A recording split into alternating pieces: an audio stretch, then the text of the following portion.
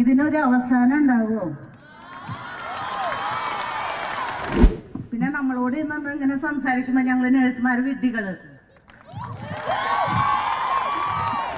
മാനേജ്മെന്റും രാഷ്ട്രീയക്കാരും പലരും നടക്കില്ല എന്ന് പറഞ്ഞിട്ട് ഇതുവരെ നേടിയതൊക്കെ നമ്മൾ ഒന്നിച്ച് പോരാടി നേടിയതാണ്. ഇനിയും നടക്കും. ഇങ്ങനെ സമരങ്ങൾ നടന്നില്ലായിരുന്നെങ്കിൽ UNA എന്ന് പറഞ്ഞൊരു സംഘടന ഉണ്ടായിരുന്നില്ലായിരുന്നെങ്കിൽ ഇപ്പോഴും നിങ്ങൾക്ക് 13,000 രൂപ ശമ്പളം കിട്ടുള്ളായിരുന്നു. മാക്സിമം അത് 13,000 ആവുമായിരുന്നു. ഒരു കാര്യം പറയാം, നിങ്ങളിവിടെ വന്നു പോകുന്ന ആരും നിരാശരാവത്തില്ല. നിങ്ങളുടെ ഈ സമരം കുറച്ച് ദിവസം കൂടി ചിലപ്പോൾ നീണ്ടെന്ന് വരാം. നിങ്ങൾക്ക് ഇതിന് ഫലമുണ്ടാകും തീർച്ചയായും. നഴ്സിംഗ് കാലഘട്ടം നമ്മൾക്ക് UNAക്ക് മുൻപും UNAക്ക് പിൻപും എന്ന് നിസ്സംശയം പറയാൻ സാധിക്കും. ഇവിടെ ഇരിക്കുന്ന നല്ലൊരു ശതമാനം എൻ്റെ സഹോദരിമാരോടും സഹോദരന്മാരോടും ചോദിച്ചാൽ എത്രയും പെട്ടെന്ന് ഈ നാട്ടിൽ നിന്നും ഓടി രക്ഷപ്പെടണമെന്ന് ആഗ്രഹിക്കുന്നവരാണ് നിങ്ങൾ പലരും. ഒരു വിസയും ഒരു ഫ്ലൈറ്റ് ടിക്കറ്റും ഉണ്ടെങ്കിൽ അടുത്ത നിമിഷം ഈ നാട്ടിൽ നിന്നും വിദേശത്തേക്ക് പറക്കാൻ കൊതിച്ചു നിൽക്കുന്ന ഒരു തലമുറയുടെ മുമ്പിൽ നിന്നാണ് ഞാൻ സംസാരിക്കുന്നതെന്ന് എനിക്ക് നല്ല ബോധ്യമുണ്ട്. ഡ്യൂട്ടി ടൈം കഴിഞ്ഞു സാറേ, ഇനി അത് ചെയ്യാൻ പറ്റില്ല എന്ന് അയാളുടെ മൗലിക അവകാശത്തിലോ അല്ലെങ്കിൽ വർക്കിന്റെ അവകാശത്തിലോ ഉള്ളൊരു കാര്യം ഒരു പോയിന്റ് ഡോക്ടറോട് തിരിച്ചു പറഞ്ഞാൽ പിറ്റേന്ന് അവൾക്ക് പണിയുണ്ടാവില്ല. അപ്പൊ ആദ്യം മാറേണ്ടത് എനിക്ക് തോന്നുന്നു നമ്മുടെ സാമൂഹിക കാഴ്ചപ്പാടുകളാണ് തോന്നുന്നു. 40,000 ശമ്പളം കൂടുതലാണോ എന്നുള്ള ചോദ്യം പോലും പാടില്ല. അത് നമ്മുടെ അവകാശമാണ്. കൂടുതലാണോ എന്നുള്ള ചോദ്യത്തിന് പ്രസക്തി, അത് നമ്മുടെ അവകാശമാണ്. ഏതൊരു സാധാരണക്കാരനെ പോലെ, ഏതൊരു സർക്കാർ ഓഫീസിലെ പ്യൂണിനെ പോലെ, ക്ലർക്കിനെ പോലെ ഈ നാട്ടിൽ ജീവിക്കാനും അന്തസ്സായിട്ട് ജീവിക്കാനും ഉള്ള അവകാശം ഈ നാട്ടിലെ മാലാഖമാരായ നഴ്സുമാർക്കുമുണ്ട്. നമസ്കാരം. കേരളത്തിലെ സ്വകാര്യ മേഖലയിൽ ജോലി ചെയ്യുന്ന നഴ്സുമാരുടെ സംഘടനയായ യുണൈറ്റഡ് നഴ്സസ് അസോസിയേഷൻ ഇക്കഴിഞ്ഞ ദിവസം സെക്രട്ടേറിയറ്റിലേക്ക് മാർച്ച് നടത്തിയിരുന്നു. 10,000 കണക്കിന് വരുന്ന നഴ്സുമാരാണ് ഈ മാർച്ചിൽ പങ്കെടുത്തത്. ഇവരുടെ പ്രധാനമായുള്ള ആവശ്യം മിനിമം വേതനം 40,000 രൂപ നൽകണം എന്നുള്ള ആവശ്യമാണ് ഇവർ ഉന്നയിക്കുന്നത്. എന്തായാലും ഈ ഒരു മാർച്ചിന് ശേഷം നഴ്സുമാർ മാനവീയം വീതിയിൽ തടിച്ചുകൂടുകയും ചെയ്തു. ഇവിടെ നടന്ന പരിപാടിയിൽ ആദ്യഘട്ടത്തിലൊരു സംവാദ പരിപാടിയാണ് നടന്നത്. സംവാദത്തിൻ്റെ വിഷയം നഴ്സുമാർ ആരുടെ അടിമകൾ എന്നതായിരുന്നു. ഈ ഒരു സംവാദം കോർഡിനേറ്റ് ചെയ്തത് മറുനാടൻ്റെ ചീഫ് എഡിറ്ററായ ശ്രീ ഷാജിൻ സ്കറിയയാണ്. അതുകൂടാതെ ഈ സംവാദത്തിൽ പങ്കെടുത്തവർ കിടിലം ഫിറോസ്, വിജയ് ഇന്ദുചൂടൻ, ജിതിൻ ലോഹി, BJP നേതാവായ ഷോൺ ജോർജ് എന്നിവരാണ്. എന്തായാലും ഈ ഒരു സംവാദത്തിൻ്റെ ദൃശ്യങ്ങൾ നമുക്ക് കാണാം. വളരെ സ്നേഹത്തോടെ നമ്മുടെ ചർച്ചകളിലേക്ക് സ്വാഗതം ചെയ്യുന്നു. പ്രിയപ്പെട്ട ഷാജൻ സാറിന് മൈക്ക് കൈമാറുകയാണ്. നമുക്ക് എത്രയും പെട്ടെന്ന് ആരംഭിക്കും. എല്ലാവർക്കും നമസ്കാരം. Thank you. അപ്പം ഞാൻ ആദ്യമേ UNAയിലെ ഇവിടെ എത്തിച്ചേർന്ന എല്ലാവർക്കും ഞാൻ അഭിനന്ദനങ്ങളും നന്ദിയും പറയുന്നു. കാരണം ഒരാഴ്ച പോലും കാണത്തില്ല നമ്മളിത് ഒരുക്കിയെടുത്തിട്ട് വലിയ പ്രതിസന്ധിയിലൂടെയാണ് നമ്മൾ കടന്നുപോയത്.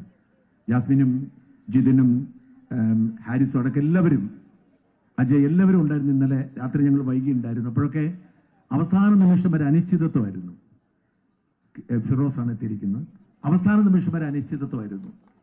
കാരണം എന്താണെന്ന് വെച്ചാൽ വേദി മാറിപ്പോയി. അവസാനം ഇത് ഒപ്പിച്ചെടുത്തതിൽ ആദ്യമേ ഞാനൊരു നന്ദി പറഞ്ഞ് തുടങ്ങാൻ പറ്റത്തുള്ളൂ നമ്മുടെ മേയർ, തിരുവനന്തപുരത്തിന് മേയർ VV രാജേഷ്. അദ്ദേഹം ഇടപെട്ടതുകൊണ്ട് മാത്രമാണ് നമുക്ക് ഈ വെന്യൂ കിട്ടിയത്. കാരണം എല്ലാ വെന്യൂവും റദ്ദാക്കപ്പെട്ടിരുന്നു. ഇന്നത്തെ ചർച്ച നേഴ്സുമാർ ആരുടെ അടിമകൾ എന്നതാണ്. എന്ന് വെച്ചാൽ ഇന്ന് നേഴ്സുമാരെ പലരും അടിമകളായി കരുതുന്നു. അതായത് അവർക്ക് അവരുടെ ഒരു സ്വത്വബോധം പോലും തിരിച്ചെടുക്കാൻ കഴിയാത്ത വിധത്തിൽ അവർക്ക് വേണ്ട ശമ്പളം കൊടുക്കാതെ അവരെ വളരെ അവഗണിക്കുന്ന ഒരു കാലത്തേക്ക് മാറിയിരിക്കുമ്പോൾ, അങ്ങനെയല്ല, ആരുടെയും അടിമകളല്ല എന്ന് വിളിച്ചു പറയാൻ നേഴ്സിംഗ് കമ്മ്യൂണിറ്റി ഇവിടെ നിറഞ്ഞു നിൽക്കുമ്പോൾ തീർച്ചയായും നേഴ്സുമാരാരുടെ അടിമകൾ എന്നൊരു വിഷയത്തെ അടിസ്ഥാനമാക്കി നമ്മളിത് ചെയ്യുകയാണ്. നമ്മുടെ ചർച്ചയിൽ പങ്കെടുക്കുന്നവർ നേരത്തെ പറഞ്ഞിരുന്നു. ഈ വശത്ത് നോക്കാം. വിജയ് ഇന്ദുചൂഡ് ഇന്ദുചൂടൻ എന്ന് പറയുന്നത് പത്തനംതിട്ട യൂത്ത് കോൺഗ്രസിന്റെ പത്തനംതിട്ട ജില്ലാ പ്രസിഡന്റാണ്. വിജയ് ഇന്ദുചൂടൻ ചാനൽ ചർച്ചകളൊക്കെ കാണാം നമുക്ക്. ഷോൺ ജോർജ് പ്രത്യേകിച്ച് പറയേണ്ട കാര്യമില്ല. അദ്ദേഹം BJPയുടെ സംസ്ഥാന വൈസ് പ്രസിഡന്റാണ്. PC ജോർജിന്റെ മകനാണ്. എൻ്റെ അടുത്തിരിക്കുന്ന ജിതിൻ ലോഹിയെ ഞാൻ നിങ്ങളെ പരിചയപ്പെടുത്തേണ്ട കാര്യമില്ലാത്തതുകൊണ്ട് ഞാൻ കൂടുതലൊന്നും പറയുന്നില്ല. ജിതിൻ കാനഡയിൽ നിന്ന് എത്തിയിരിക്കുന്നതാണ്. ഈ UNA എന്ന് പറയുന്ന പ്രസ്ഥാനം തുടങ്ങുന്നതിനും കെട്ടിപ്പടുക്കുന്നതിനും ജാസ്മിൻ ഷായ്ക്കൊപ്പം ആദ്യം മുതൽ ഒരുപാട് വിയർപ്പൊഴുക്കിയിട്ടുള്ള മനുഷ്യനാണ്. ഇപ്പോഴും UNA ഒരു ഇന്റർനാഷണൽ അംബാസഡറായി പ്രവർത്തിക്കുന്നു. തീർച്ചയായും കിടിലൻ ഫിറോസ്. അപ്പൊ ജിതിനിലേക്ക് നമുക്ക് തുടങ്ങാം. കാരണം ജിതിനാണ് നേഴ്സിംഗ് കമ്മ്യൂണിറ്റിയുടെ ഒരു കൃത്യം അറിയാവുന്നത്. വളരെ കുറച്ച് മാത്രം. ജിതിനെ ഈ നേഴ്സുകൾ അടിമകളാണോ? ആ അടിമത്തത്തിൽ നിന്ന് മാറേണ്ടതുണ്ടോ? തീർച്ചയായിട്ടും ഒരിക്കലും നേഴ്സുമാർ അടിമകളല്ല. അടിമകളാവാൻ ഒരു നേഴ്സും ആഗ്രഹിക്കുന്നുമില്ല. ഒരു കാലഘട്ടം വരെ നമ്മൾക്കറിയാം, നേഴ്സിംഗ് കാലഘട്ടം നമ്മൾക്ക് UNAക്ക് മുൻപും UNAക്ക് പിൻപും എന്ന് നിസ്സംശയം പറയാൻ സാധിക്കും. UNAക്ക് മുൻപ് ഒരു പരിധിവരെ നേഴ്സുമാർ തന്നെയായിരുന്നു നമ്മുടെ പല പ്രശ്നങ്ങൾക്കും കാരണം. നമ്മൾ പലപ്പോഴും പറയാറുണ്ട്, നമ്മൾക്ക് മുന്നേ പോയവർ നമ്മളിപ്പം ചെയ്യുന്നത് എന്തൊക്കെയാണോ ഇത്തരം കാര്യങ്ങൾ 15 വർഷം മുൻപേ ചെയ്തിരുന്നെങ്കിൽ ഒരുപക്ഷെ നമ്മളെപ്പോലുള്ള നേഴ്സുമാർക്ക് ഈ പൊരി വെയിലത്ത് മുദ്രാവാക്യം വിളിച്ചുകൊണ്ട് ഇവിടെ ഇരിക്കേണ്ടി വരില്ലായിരുന്നു. അപ്പം നമ്മൾക്ക് നമ്മളെ അവകാശങ്ങളെക്കുറിച്ച് ബോധമുണ്ടായത് UNA എന്ന പ്രസ്ഥാനം. അസംഘടിതരായിരുന്നു നമ്മൾ അസംഘടിതരായി പാർശ്വവൽക്കരിക്കപ്പെട്ട് എന്താ പറയുക, ഒരു കൂട്ടരാലും ഒരുപാട് അസംഘടിത മേഖല നമ്മുടെ നാട്ടിലുണ്ട്. ഡോക്ടേഴ്സ്, ടീച്ചേഴ്സ്, അതുപോലെ നഴ്സിംഗ് മേഖല അസംഘടിതരുന്നു. ഇത്രയും വലിയ ഒരു മേഖലയെ സംഘടിപ്പിച്ചത് നമുക്ക് പറയാം, നമ്മുടെ മുല്ലപ്പൂ വിപ്ലവ നായകൻ ശ്രീ ജാസ്മിൻ ഷായുടെ നേതൃത്വത്തിലാണ് UNA എന്ന പ്രസ്ഥാനം വന്നത്.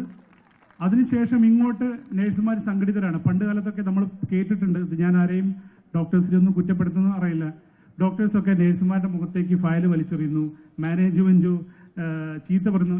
ഈ കാലത്ത് ഏതെങ്കിലും UNAയുടെ ആളുകളോട് ഇത്തരം രീതിയിൽ പെരുമാറിയ ഇവിടെയുള്ളവരെ തിരിച്ച് കാണിച്ചു കൊടുക്കും. എറിഞ്ഞ ഫയൽ ഡോക്ടേഴ്സിൻ്റെ അടുത്തോളം പറയും. അതുകൊണ്ട് ഈ അടിമ മനോഭാവം നമ്മളിപ്പോൾ വെച്ചു പുലർത്തുന്നില്ല. നമ്മൾക്കാവശ്യം മാന്യമായ ജീവിത സാഹചര്യങ്ങളും നമ്മുടെ നീതിയുമാണ്. മിനിമം വേതനം 40,000 എന്നത് ഏറ്റവും കുറഞ്ഞ ഒരു കാര്യമാണ്. നമ്മൾക്കറിയാം, ശമ്പളം കൊടുത്തതിൻ്റെ പേരിൽ പൂട്ടിപ്പോയ ഒരു ഹോസ്പിറ്റലും ഇന്ന് കേരളത്തില്ല. പല ആളുകളും പറയുന്നു 1000 രൂപയ്ക്ക് നഴ്സുമാർ ജോലിയെടുത്ത കാലത്ത് 15,000 രൂപ എന്ന് ആവശ്യപ്പെട്ടപ്പോൾ നമ്മൾ ജനങ്ങളും പൊതുസമൂഹവും പറഞ്ഞു 15,000 അല്ല, നഴ്സുമാർ തന്നെ വിശ്വസിച്ചില്ല. 15,000 രൂപ ശമ്പളം കിട്ടിക്കഴിഞ്ഞാൽ ഹോസ്പിറ്റലുകളൊക്കെ പൂട്ടിപ്പോവില്ലെന്ന്.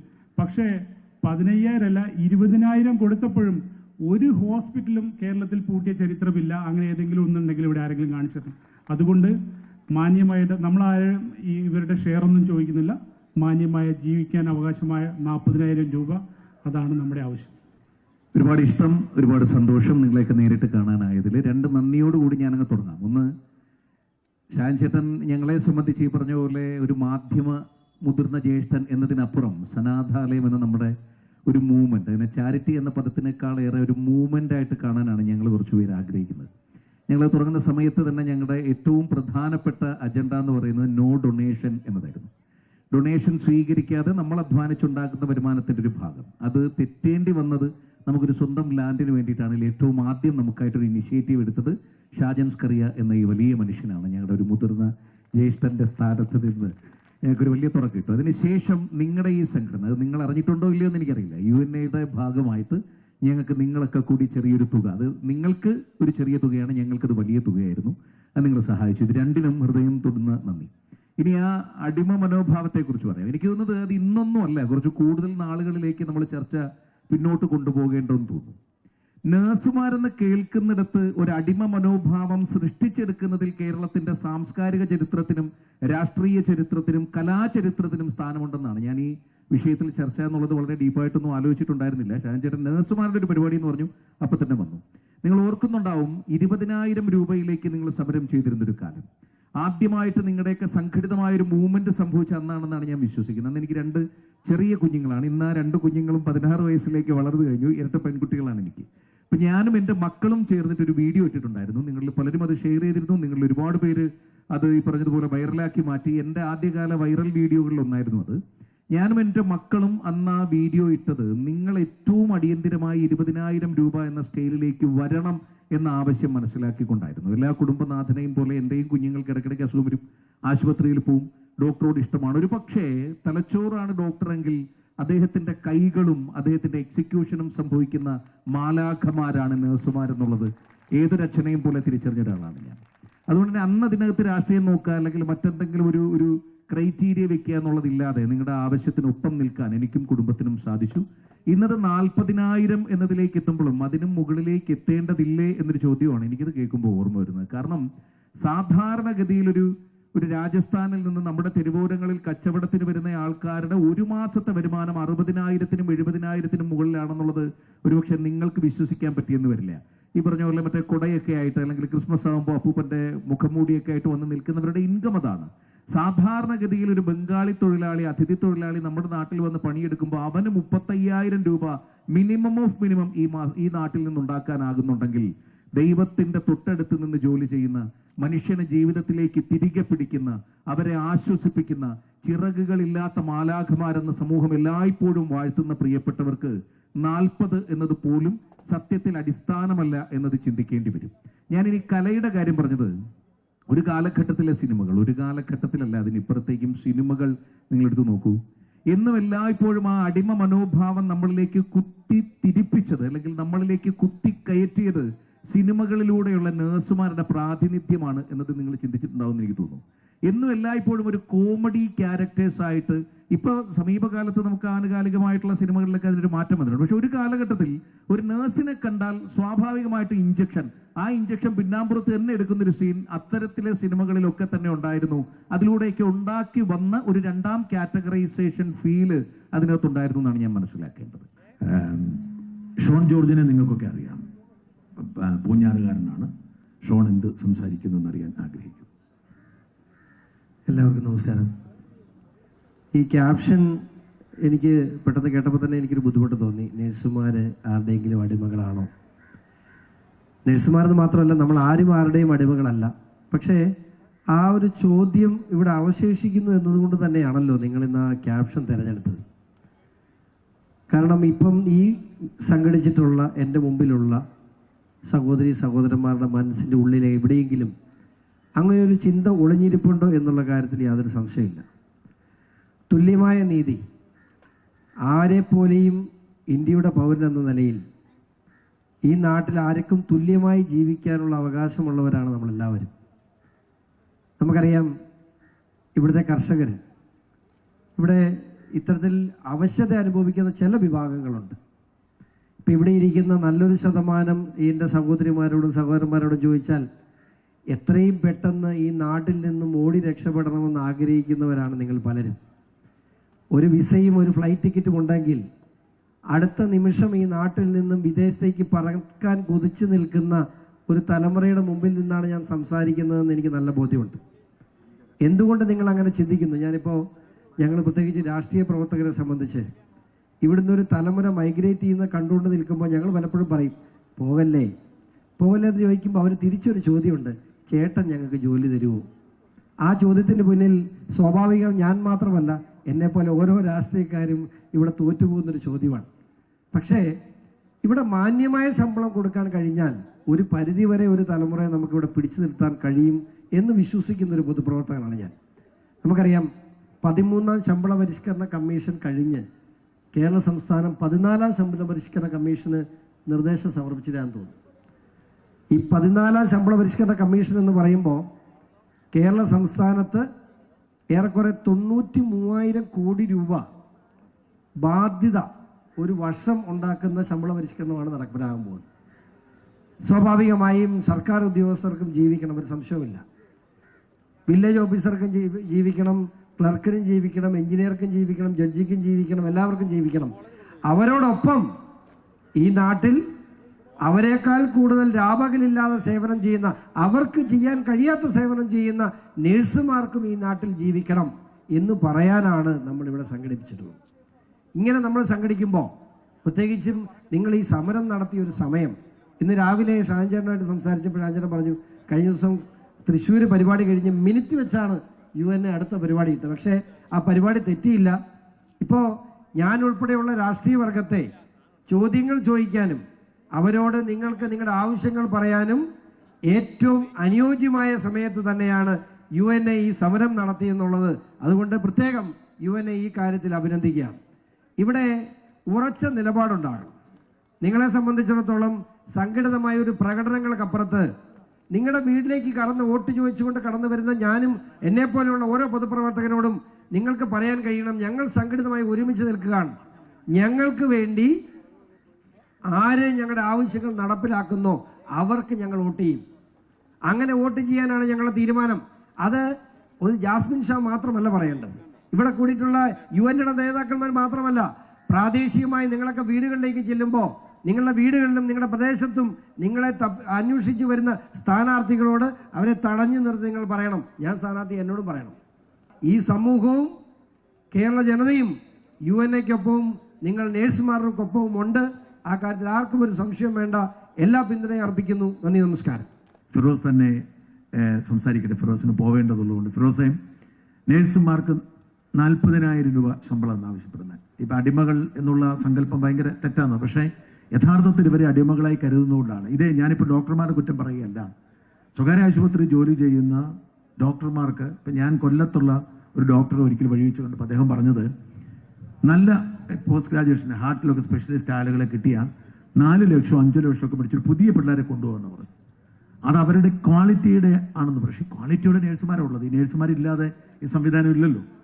പക്ഷെ നേഴ്സുമാരെ അടിമകളായി കരുതുന്നത് കൊണ്ടാണ്, അവരല്ല എന്ന് നമ്മൾ പറയുമ്പോഴും അടിമകളായി കരുതുന്നത് കൊണ്ടാണ് വാസ്തവത്തിൽ ഇവരോട് ഇങ്ങനെ അവഗണിക്കുന്നത്. സത്യം പറഞ്ഞാൽ ഒരു കാര്യം ഫിറോസ് അടക്കം എല്ലാവരും നിങ്ങളൊക്കെ മനസ്സിലാക്കേണ്ട ഒരു കാര്യം എന്താണെന്ന് വെച്ചാൽ, UN എവിടെയൊക്കെ ഉണ്ടോ അവിടെ ഉള്ളൂ ഈ പ്രഖ്യാപിച്ചിരിക്കുന്ന മിനിമം വേതനം, അല്ലേ?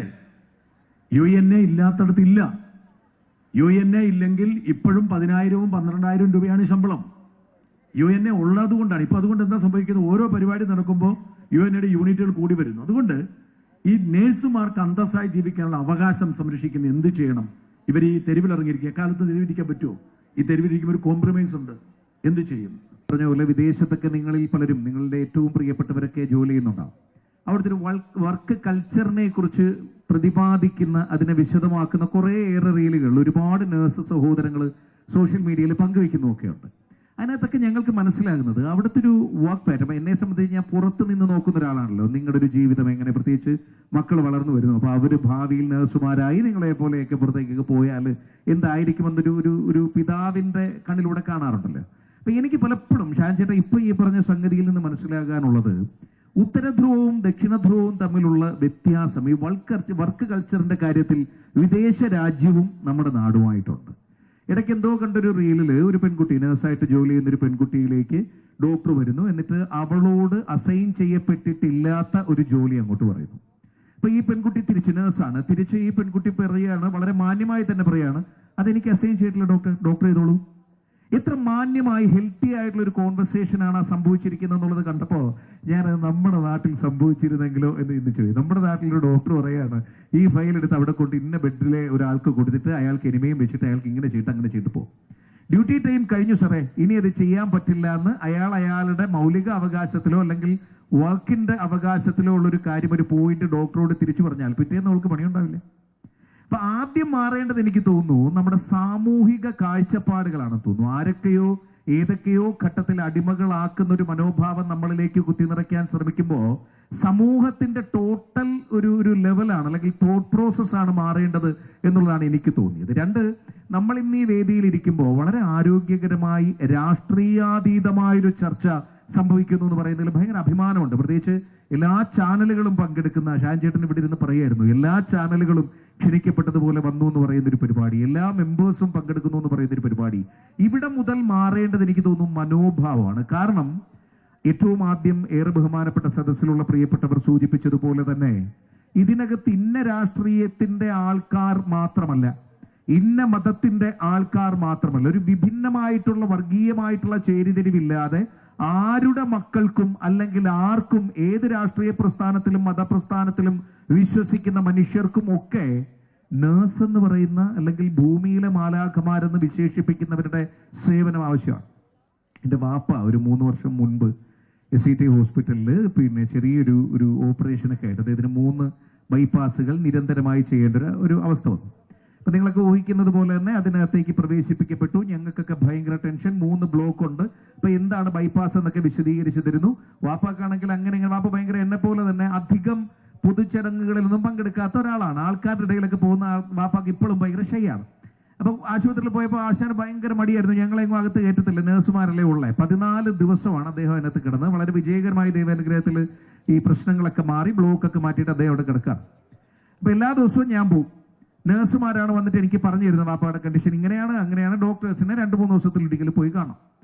14ാമത്തെ ദിവസം വാപ്പ ആ ഹോസ്പിറ്റലിൽ നിന്ന് ഇറങ്ങിക്കഴിഞ്ഞിട്ട് ഒരു തരത്തിലും വാപ്പയെ ഞാൻ അങ്ങനെ അത്രയും ബ്രോക്കൺ ആയി കണ്ടിട്ടില്ല. അസുഖം മാറി വാപ്പ അവിടെ നിറങ്ങാണ്. വാപ്പാക്ക് ഭയങ്കര സങ്കടം, സന്തോഷമില്ല. അസുഖം മാറിയിട്ട് എന്താണ് സന്തോഷമില്ലാത്ത? എന്നെ ഞാൻ വിശദമായിട്ട് വിളിച്ചിരുത്തി സംസാരിച്ചു. അപ്പൊ എന്നോടൊരു ആഗ്രഹം പറഞ്ഞു, എനിക്ക് ഈ മക്കളെ ഇങ്ങോട്ടൊന്ന് ചായ കുടിക്കാൻ പോകണം. ഞാൻ ചോദിച്ച ഏത് മക്കള്? എനിക്കിപ്പോ കുറച്ച് മക്കളുണ്ടാ, 8 പേരുണ്ട്. അഖില, നിഖില, വീണ എന്ന് പറഞ്ഞൊരു 16 പേര്.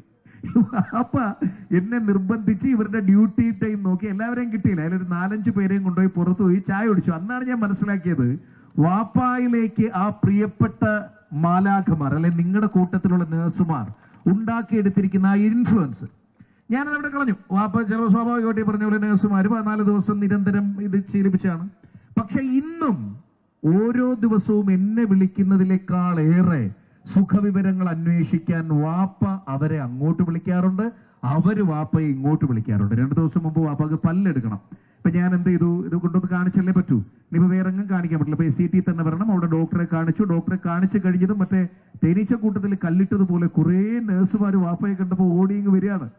അവർ തമ്മിൽ ഉണ്ടായിരിക്കുന്ന ഒരു ആത്മബന്ധമുണ്ട്, ഒരു അച്ഛനും മക്കളും തമ്മിലുള്ള ഞങ്ങളൊക്കെ അതിശയത്തോടെ അത്ഭുതത്തോടെ നോക്കിക്കാണുന്ന ഒരു ബന്ധം. പ്രിയപ്പെട്ടവരെ, അത് നിങ്ങളുടെ പ്രൊഫഷന് മാത്രം അവകാശപ്പെട്ടതാണ്. അതൊരു പക്ഷേ ഡോക്ടർമാർക്ക് അവകാശം പറ്റുമായിരിക്കാം, റെയർ കേസുകളിൽ പറ്റുമായിരിക്കാം. പക്ഷേ ഒരു നേഴ്സിന് ഉണ്ടാക്കിയെടുക്കാനാകുന്ന ഞങ്ങളുടെ റേഡിയോയിൽ 92.7 ബിഗ് FM റേഡിയോയുടെ ഞങ്ങളൊക്കെ റേഡിയോയിൽ ജോയിൻ ചെയ്യുന്ന ടൈമിൽ എന്നെ 20 വർഷം മുമ്പാണ് ബിഗ് FM എടുക്കുന്നത്. ആ സമയത്ത് എനിക്ക് പറഞ്ഞു തന്നിട്ടുള്ളത് ഒരു ഒറ്റ വാചകമാണ്, ലൈഫ് ബനാവോ എന്നതായിരുന്നു. അത് ഒരുപക്ഷെ എനിക്കതിൽ ഇപ്പോഴും അടിയുറച്ച് നിൽക്കാൻ പറ്റുന്നുണ്ട്. ഞാൻ കണ്ട ലൈഫ് ബനാവോ കോൺസെപ്റ്റുകളിൽ ഏറ്റവും ആധികാരികമായി നിൽക്കുന്നത് നഴ്സുമാരാണ് എന്നുള്ളത് എൻ്റെ തന്നെ അനുഭവത്തിലൂടെ അല്ലെങ്കിൽ എൻ്റെ കുടുംബത്തിലെ അനുഭവത്തിലൂടെ പറയുക.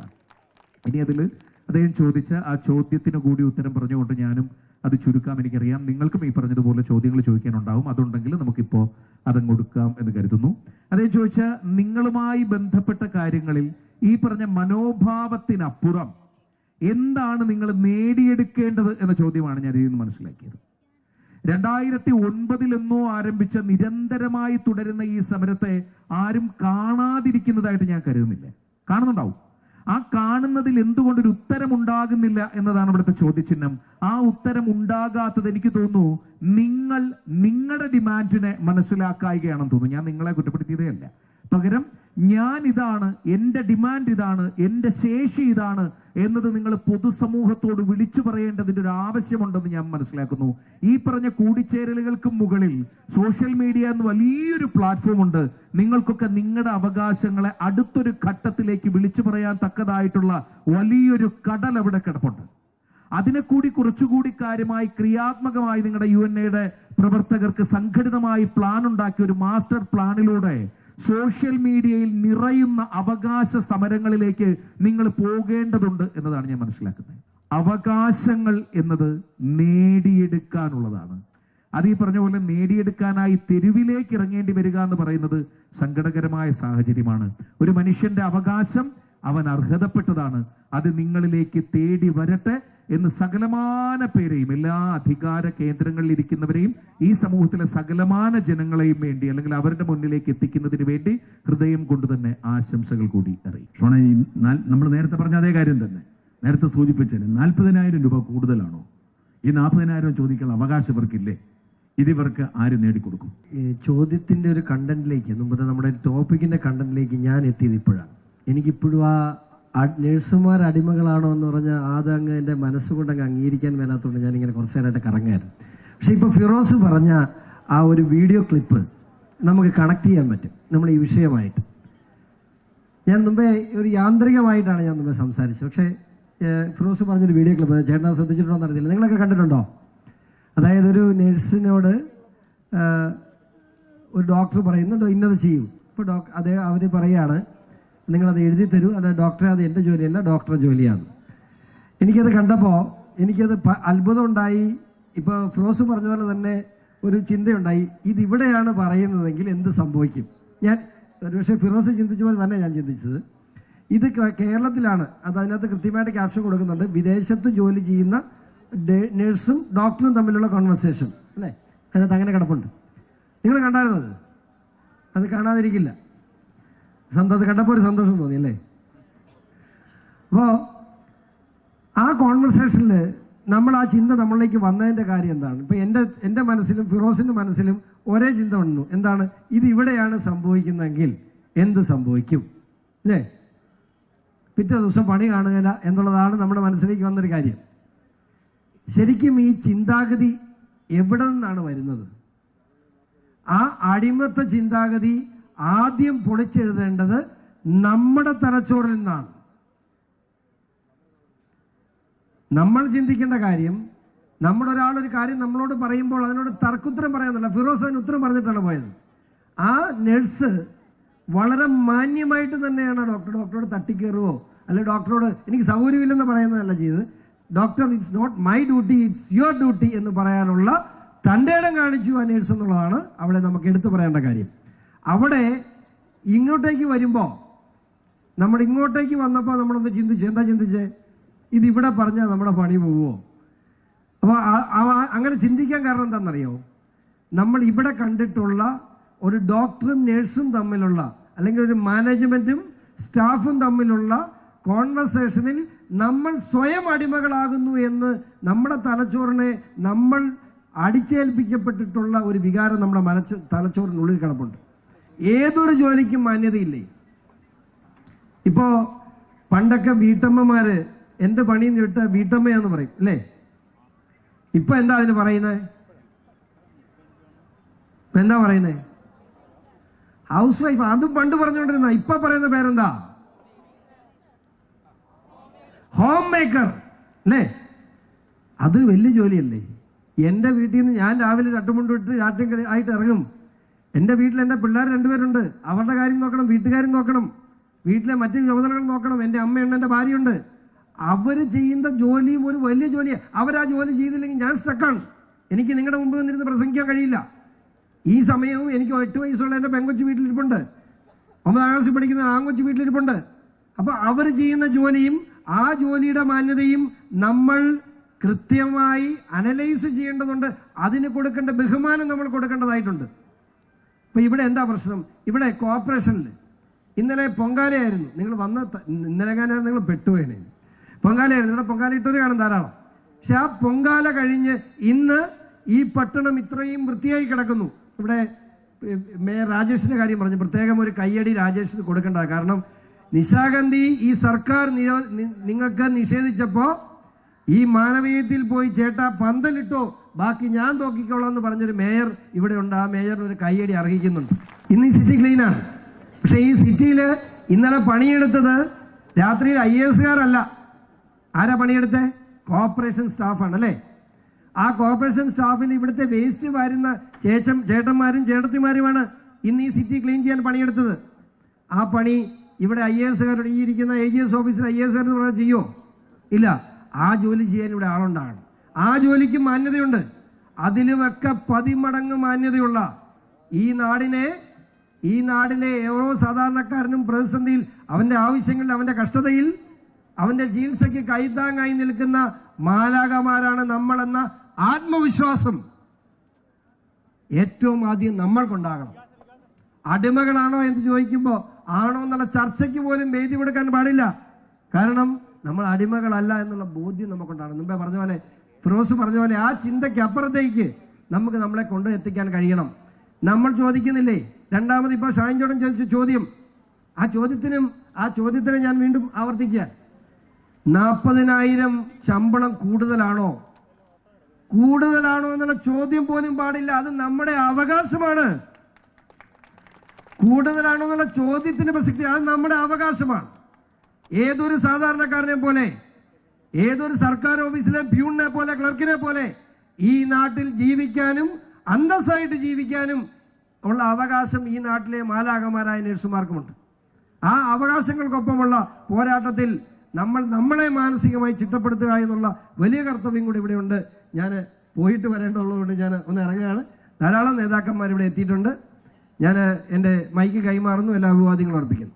നമ്മുടെ ചർച്ചയ്ക്കിടയിൽ നമുക്കൊരു അതിഥിയെ കിട്ടിയിരിക്കുന്നു. അദ്ദേഹം നമ്മുടെ വൈകുന്നേരത്തെ പരിപാടിയിൽ ഉണ്ടാവില്ല. ജോസ് കെ മാണി. അദ്ദേഹം രാജ്യസഭ MP ആണ്, കേരള കോൺഗ്രസിന്റെ ചെയർമാനാണ്, ഇടതുമുന്നണിയുടെ ഭാഗമാണ്. അതായത് നമുക്ക് ശമ്പളം കൂട്ടിത്തരേണ്ട സർക്കാരിന്റെ ഭാഗമാണ്. അതുകൊണ്ട് അദ്ദേഹത്തിന് നമ്മുടെ ചർച്ചയുടെ ഭാഗമല്ല, ഞങ്ങൾ ഈ നേഴ്സിംഗ് കമ്മ്യൂണിറ്റിയുടെ ഭാഗമായി ഞങ്ങൾ ആവശ്യപ്പെടുന്നത് ഒറ്റ കാര്യമാണ്. 1333 രൂപ ഞങ്ങൾക്ക് ദിവസം കൂലി വേണം. ഞങ്ങളുടെ അവകാശമാണ്. 2018 ശേഷം, അതായത് കഴിഞ്ഞ 7 വർഷമായി ഞങ്ങളുടെ സാലറി കൂട്ടിയിട്ടില്ല. എന്താണ് ഞങ്ങളോട് ഇങ്ങനെ ചെയ്യുന്നത്? അദ്ദേഹം അതിന് മറുപടി പറയുന്നു പ്രതീക്ഷിക്കുന്നു. Thank you. നിങ്ങളുടെയൊക്കെ അവകാശങ്ങൾ അല്ലെങ്കിൽ അർഹതപ്പെട്ട അവകാശങ്ങൾക്ക് വേണ്ടിയിട്ടുള്ള ഒരു പോരാട്ടത്തിൻ്റെ ഒരു ഭാഗമായിട്ടാണ് നിങ്ങളെല്ലാവരും ഇവിടെ വന്നിരിക്കുന്നത് എന്ന് എനിക്കറിയാം. ഞാൻ അതിലേക്ക് കടക്കുന്നതിന് മുമ്പ് 2009 ആദ്യമായി ഒരു ജനപ്രതിനിധി ആയതിനു ശേഷം, ഒരു പാർലമെന്റ് അംഗമായതിനു ശേഷം ഡൽഹിയിലേക്ക് ചെല്ലുമ്പോൾ ഏറ്റവും ആദ്യമേ ഇടപെട്ട ഒരു വിഷയം നഴ്സുമാരുടെ ആയിരുന്നു. അത് പ്രധാനമായും ഡൽഹിയിലുള്ള നഴ്സുമാരുടെ. അത് പാർലമെന്റിന്റെ അകത്തല്ല ആ ഇടപെടൽ നടത്തിയത്. ഞാൻ നോക്കിയപ്പോൾ അവിടെ ഒരു വലിയ വാർത്ത വന്നു. വളരെയധികം ആളുകൾ, നഴ്സുമാർ, പ്രത്യേകിച്ച് ഞങ്ങളുടെ മേഖലയിൽ നിന്ന് കോട്ടയത്ത് നിന്നുള്ള നഴ്സുമാർ വിളിച്ചു. ഞങ്ങൾ ജോലി ചെയ്യുന്നത് ഭദ്ര ഹോസ്പിറ്റലിലാണ് ഡൽഹിയിൽ. ഞങ്ങളെ പുറത്താക്കിയിരിക്കുന്നു, ഞങ്ങൾ സമരം നടത്തിയിരിക്കുകയാണ്, അവിടെ ബോണ്ട് വെച്ചിരിക്കുന്നു, സർട്ടിഫിക്കറ്റ് നൽകുന്നില്ല, ഞങ്ങളെ ചൂഷണം ചെയ്യുന്നു എന്ന് പറഞ്ഞ് ചെറിയതായിട്ടുള്ളൊരു സമരം നടത്തിയപ്പോൾ ആ സമരത്തിൽ പങ്കെടുത്ത മുഴുവൻ ആളുകളെയും നഴ്സുമാരെയും പുറത്താക്കി. ആ പുറത്താക്കിയപ്പോൾ ഞാൻ അവിടെ ചെന്നു. ആദ്യമായിട്ട് ഒരു പാർലമെന്റ് അംഗം എന്ന നിലയ്ക്ക് ഡൽഹിയിലെ നഴ്സുമാരുടെ സമരം, ആദ്യത്തെ സമരമാണ് ഒരു ആശുപത്രിയുടെ മുമ്പിൽ, ഭദ്ര ഹോസ്പിറ്റലിന്റെ മുമ്പിലാണ്. അവിടെ സമരം നടത്തി. അപ്പോൾ അവിടെ ചെന്നു, അവരോടുമായിട്ട് സംസാരിച്ചു. അതിനുശേഷം മാനേജ്മെന്റിനെ കണ്ടു. മാനേജ്മെന്റ് വളരെ അഡമന്റായിട്ട് പറഞ്ഞു, ഞങ്ങൾ ഒരിക്കലും ഇവരെ തിരിച്ചെടുക്കില്ല, അവരെ പുറത്താക്കിയാണ്.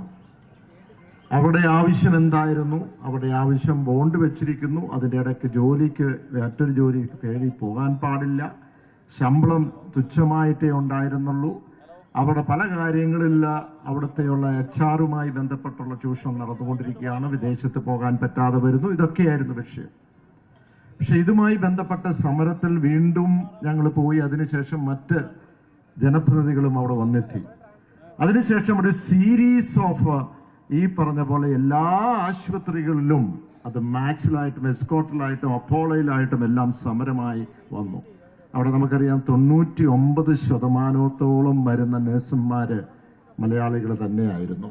അപ്പോൾ അവര് ആവശ്യപ്പെട്ട അർഹതപ്പെട്ട, എൻ്റെ ഒരു തരത്തിൽ പറഞ്ഞാൽ കുറവാണ്, പക്ഷെ ആ അർഹതപ്പെട്ട ശമ്പള വർധനവ് കൊടുക്കണം എന്നുള്ളതാണ് കേരള കോൺഗ്രസ് എമ്മിന്റെ നിലപാട്. ഇനി യാതൊരു സംശയവുമില്ല, നിങ്ങളോടൊപ്പം ഉണ്ടാകും എന്നുകൂടി ഈ സന്ദർഭത്തിൽ പറയാനാണ്. നേഴ്സുമാർക്ക് പ്രസവാവധി ഇല്ലെന്ന് എനിക്ക് വിശ്വസിക്കാൻ പറ്റത്തില്ല. കാരണം എനിക്ക് തോന്നുന്നു 10, ഞാൻ വിനോദിന് കൊടുക്കാം, വിനോദാണ് വക്കീലാണ്, എനിക്ക് തോന്നുന്നു 10 ജീവനക്കാരെങ്കിലും ഉണ്ടെങ്കിൽ പോലും കൊടുക്കുന്നു. ഞങ്ങളൊക്കെ നേഴ്സുമാർക്ക്, ഞങ്ങളുടെയൊക്കെ ജീവനക്കാർക്ക് ഞങ്ങൾ കൊടുക്കുന്നുണ്ട്, ഒരുപാട് ജീവനക്കാർ. എങ്കിൽ എന്തായാലും ഇതേക്കുറിച്ച് പറയേണ്ടത്, അങ്ങനെ ഒരു പ്രശ്നം ഉണ്ടെങ്കിൽ എൻ്റെ ശ്രദ്ധയിൽപ്പെട്ടിട്ടില്ല, പറയേണ്ടത് ആം ആദ്മി പാർട്ടിയുടെ സംസ്ഥാന പ്രസിഡന്റ് കൂടിയായ അഡ്വക്കേറ്റ് വിനോദ് മാത്യു വിൽസൺ. അദ്ദേഹം കൊല്ലം ബാറിലെ അഭിഭാഷകനാണ്.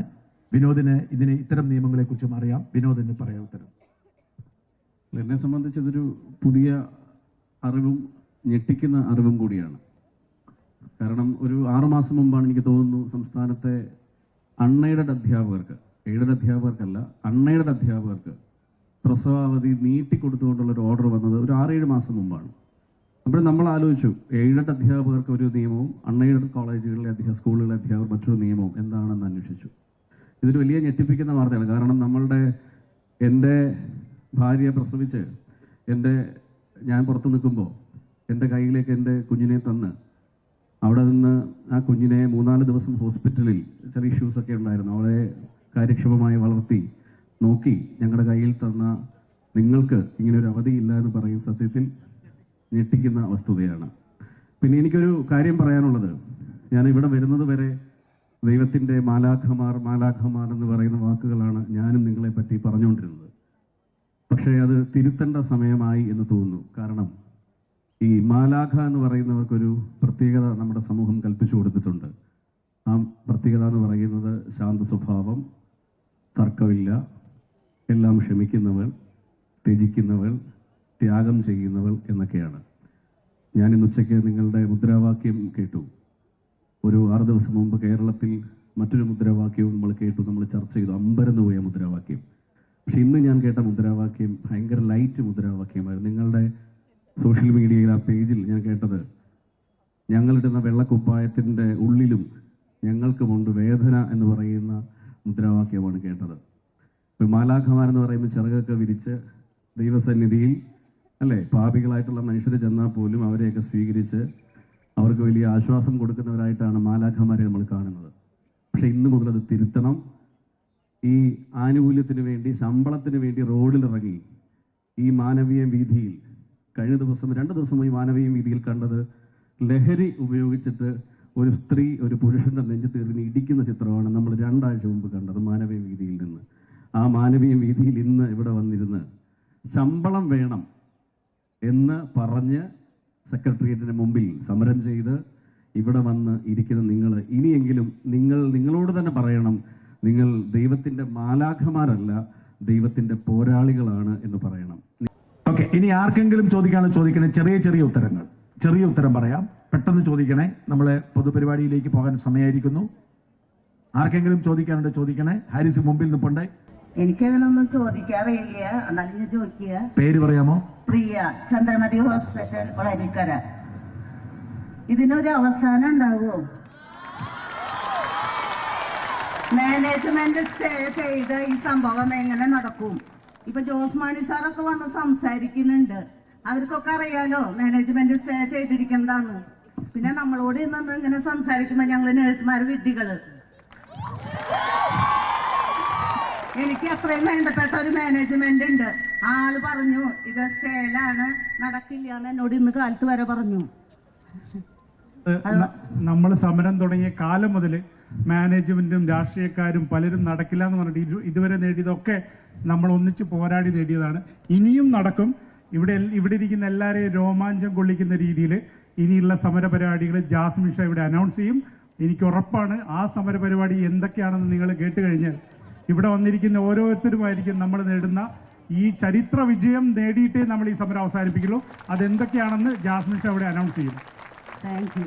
ഒരു കാര്യം ആലോചിക്കേണ്ടത്, ഇങ്ങനെ സമരങ്ങൾ നടന്നില്ലായിരുന്നെങ്കിൽ, UNA എന്ന് പറഞ്ഞൊരു സംഘടന ഉണ്ടായിരുന്നില്ലായിരുന്നെങ്കിൽ ഇപ്പോഴും നിങ്ങൾക്ക് 13,000 രൂപ ശമ്പളം കിട്ടുള്ളായിരുന്നു മാക്സിമം. അത് 13,000 ആവുമായിരുന്നു. അത് ഇപ്പോഴും UNA ഇല്ലാത്തടത്ത് ഇല്ലാന്ന് ഓർക്കുക. അതുകൊണ്ട് 40,000 രൂപ എന്ന് പറഞ്ഞു തുടങ്ങിയാൽ നേടിയിരിക്കും. മാത്രമല്ല മിനിമം വേജസിന് സ്റ്റേ ഇല്ല. ഈ മറ്റ് ചില ഇതൊക്കെ സാങ്കേതിക വിഷയമാണ്. നഴ്സുമാർക്ക് മിനിമം വേജ് കൊടുക്കാൻ സർക്കാരിന്റെ ഉത്തരവുണ്ട്. ആ മിനിമം വേജിന് ഒരു സ്റ്റേയും ഇല്ല. ഇപ്പോൾ അത് ഉയർത്തി പോകുന്ന സർക്കാരിന്റെ ഉത്തരവിറക്കി നൽകാവുന്നതേ ഉള്ളൂ. ആരെങ്കിലും ഇനി ചോദിക്കാനുണ്ടോ? ഒരു കാര്യം പറയാം, നിങ്ങളിവിടെ വന്നു പോകുന്ന ആരും നിരാശരാവത്തില്ല. നിങ്ങളുടെ ഈ സമരം കുറച്ച് ദിവസം കൂടി ചിലപ്പോൾ നീണ്ടെന്ന് വരാം. നിങ്ങൾക്ക് ഇതിന് ഫലമുണ്ടാകും തീർച്ച. അപ്പോൾ എല്ലാവർക്കും നന്ദി. ഈ യോഗത്തിൽ പങ്കെടുത്ത എല്ലാവർക്കും, പ്രിയപ്പെട്ട ഇന്ദുചൂടൻ, ഇദ്ദേഹം എന്നെ സമയം എനിക്ക് ഒരുപാട് ഇഷ്ടമാണ് പയ്യൻ. അവനോട് അതുകൊണ്ടാണ് ഞാൻ വരണമെന്ന് പറഞ്ഞത്. ഭാവിയുള്ള ഒരു പയ്യനാണെന്ന് ഞാൻ കരുതുന്നു. നന്ദി. നമ്മുടെ വിനോദ്, ജിതിന് പ്രത്യേകിച്ച് നന്ദി പറയേണ്ട കാര്യമില്ല. എല്ലാ ചർച്ചയിൽ പങ്കെടുത്തവർക്കും നന്ദി. Thank you. പ്രിയപ്പെട്ട ഷാജൻ സാറിന് ഒരുപാട് നന്ദി. Thank you.